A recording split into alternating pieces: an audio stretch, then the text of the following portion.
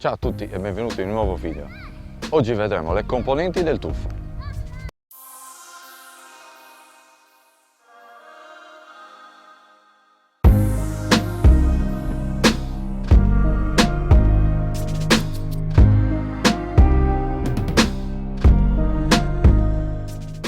Ciao a tutti e benvenuti in un nuovo video.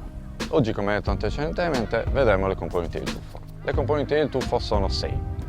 Abbiamo la prima fase, che è lo sbilanciamento, poi abbiamo il momento di spinta, abbiamo la linea di spinta, l'intercettazione della palla, abbiamo la tecnica di caduta e poi la rialzata.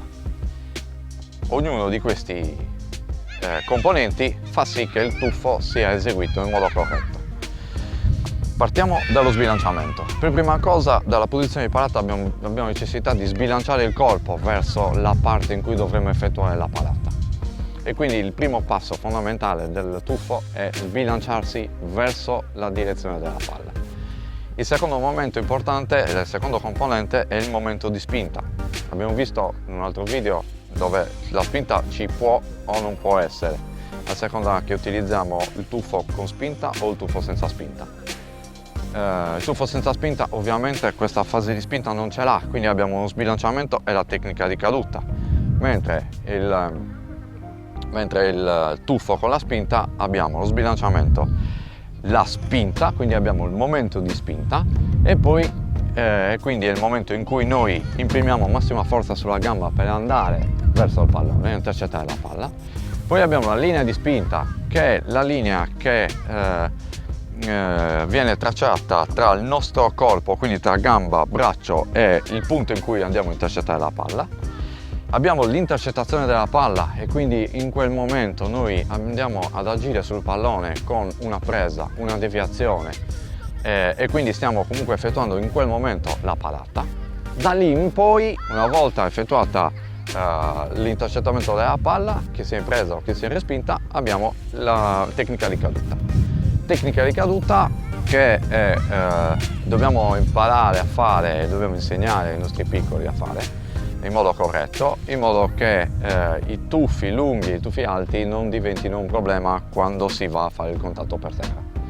Quindi da questo punto di vista io spiegherò la tecnica di caduta in un video apposito e spiegherò magari anche degli esercizi che si possono fare per migliorare la tecnica e quindi andare a avere un impatto sul terreno in caduta ridotto rispetto a una caduta senza sapere come comportarsi. Dopo la tecnica di caduta noi ci troviamo a terra con un pallone deviato magari ancora in gioco e abbiamo necessità di fare la rialzata.